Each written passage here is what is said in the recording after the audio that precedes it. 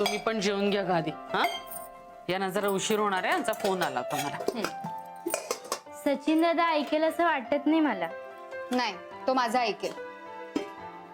अगं अनुताई, तुला माहितीये ना, कधी कधी उगाच हट्टीपणा करतो तो. काय हट्टीपणा केला ग त्याने? त्याची काहीच चूक नसताना त्यांनी का म्हणून माफी मागायची त्या अजिंक्यची आणि सर पोद्दाराची? ते खूप पैसेवाले आहेत म्हणून? नाही, यांनी आगाऊपणा केला म्हणून. अगं पण त्या अजिंक्यने आधी उचकवलं ना सच्याला. म्हणून उचकायचं? अरे आपण कोण आहोत, कुठे आलोत, कशासाठी आलोत याचं काही भान नको ठेवायला. तू जेवायला बस बरं. सचू नाही जेवलं तर मीही नाही जेवणार आहे. अरे आणि आता ना तुम्ही त्याला बोलणं बंद करा. तू अप्पांना पण सांग. आपण काय सांग, त्यांना माहिती आहे सगळं. आणि उगीच मोठ्यांमध्ये लहानांनी बोलायचं काही कारण नाही. मुकाट्याने जेवायला बस. सचिनने 2 घास खाऊ देत आधी, मग बघूया आपण. काही नाहीये अनुताई, नाटक आहेत त्याची. त्याला भूक लागली ना की येईल तो जेवायला. आणि तसंही तो न जेवता जास्त वेळ नाही राहू शकत, माहितीये मला. मावशी, मी सचिनला ताट देऊन येते.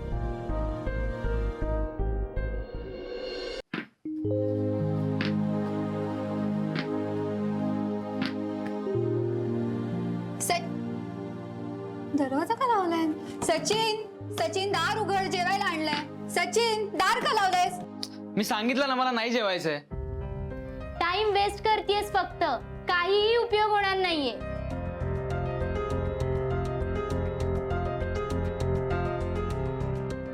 झालं? तुझं नाही विचारलं, मी तिला विचारते. झालं का बोलून? झालं? जेवायला पैसा तुला वाढून देते. दर. अगं माई, तू मला का ओरडतीयस? आणि त्या सचिन दादाचा राग माझ्यावर का काढतीये? त्यांना सांग ना दोघींना. हे आले वाटत. जर दार उघड मी. मी बघते. दादा पायवर घे.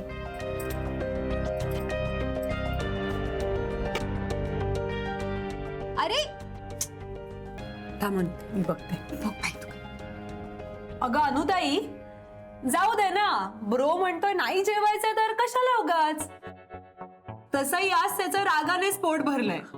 आपण जाऊ.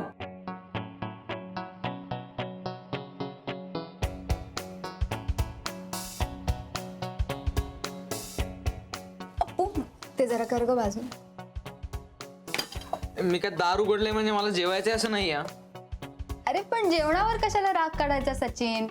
चल चल चल, उठ, चल पटकन 2 नाही घास खाऊ. होणार काहीच नाहीये. अरे होणार आहे, काहीतरी होणार आहे.